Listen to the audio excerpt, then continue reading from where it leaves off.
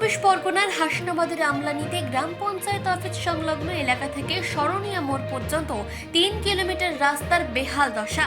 গত 20 বছর ধরে সংস্কার হয়নি এই রাস্তার। চরম দুর্ভোগে পড়তে হচ্ছে এলাকার কয়েক হাজার মানুষদেরকে। কোথাও বড় বড় গর্ত, আবার কোথাও বিপজ্জনকভাবে বেরিয়ে রয়েছে ইটের কোনা। স্থানীয়দের অভিযোগ, এই রাস্তায় দুর্ঘটনা নিত্যদিনের বিষয়।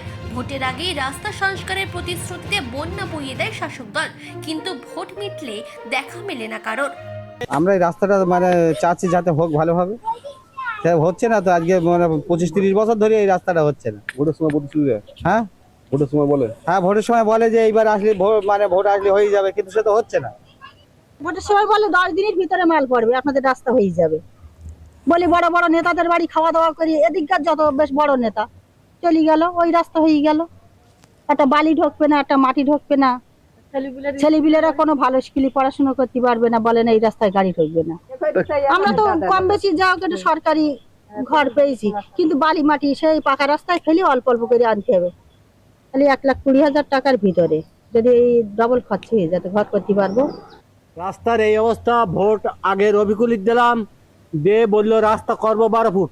তারপরে রবিকুল বললো ভাই আমি হজে যাচ্ছি, ওর জন্য কত কষ্ট করি ভোট করিয়ে বললো আমি হজে যাচ্ছি। হজের 23-এ কি সমাচার, রাস্তা করব।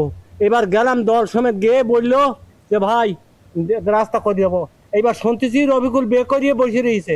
হাজি নুরুল এলো, তাও বললো ভাই তোমার রাস্তা করে দেবো। ভোটের সময় রোজার সময় এত কষ্ট করেও এই রাস্তা, মানুষ খোঁড়াইয়ে ওখানে মরতেছে, আমি খোঁড়াইয়ে পড়ে মরতেছি। এই রাস্তাটা কি আমার না লোকের? কি বলবো যে রাস্তা হচ্ছে না।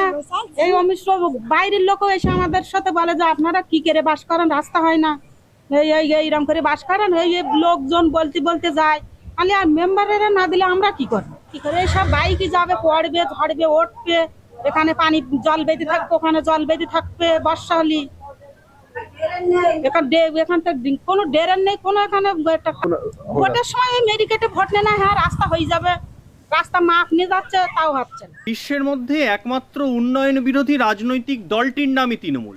এরা কেবল কেন্দ্রের পাঠানো টাকা লুট করতে এবং স্থানীয় এই রাজ্যের মানুষদের শোষণ করতেই ক্ষমতায় বসে রয়েছে। ওই যে রাস্তা দীর্ঘদিন সংস্কারের অভাবে পড়ে রয়েছে, স্থানীয় যারা তৃণমূল কংগ্রেসের ক্ষমতায় রয়েছেন তাদের পক্ষ থেকে রাস্তা সারাইয়ের কোনো উদ্যোগ লক্ষ্য করা যায় না। অথচ নির্বাচন এলেই ওই রাস্তা সারাইয়ের গাজর ঝুলিয়ে স্থানীয় মানুষদের বোকা বানিয়ে প্রতি বছর ভোট বৈতরণী পার করছে তৃণমূল। তাই এবার ওখানকার মানুষদেরই সচেতন হতে হবে এবং তৃণমূল নেতারা ভোট চাইতে আসলে তাদেরকে উপযুক্ত শিক্ষা দিয়ে বুঝিয়ে দিতে হবে যে বাংলার মানুষ আর তৃণমূলকে চায় না। স্কিম পাসও হয়েছিল, কিন্তু এলাকার মানুষের দাবি মেনে, যেহেতু 6 ইঞ্চি থিকনেস ছিল, দীর্ঘদিন রাস্তাটা খারাপ আছে, তাই জন্য আমরা ওই স্কিমটা ক্যান্সেল করিয়ে এসডিবি থেকে, সুন্দরবন ডেভেলপমেন্ট বোর্ড থেকে 5টা ফেজে রাস্তার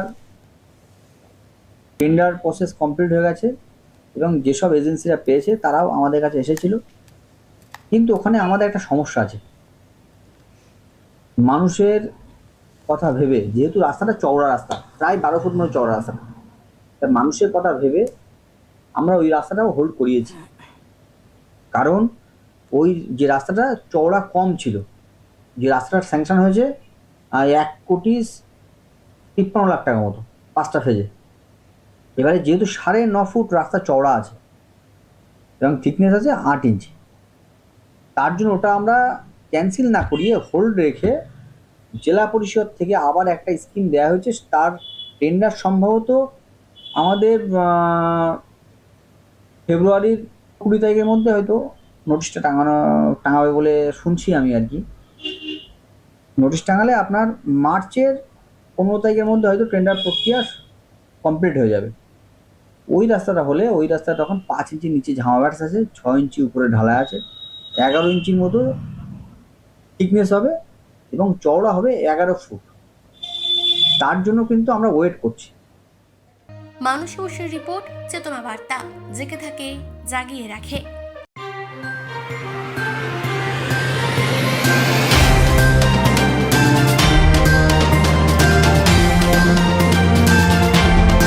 চেতনা বার্তা, জেগে থাকে, জাগিয়ে রাখে।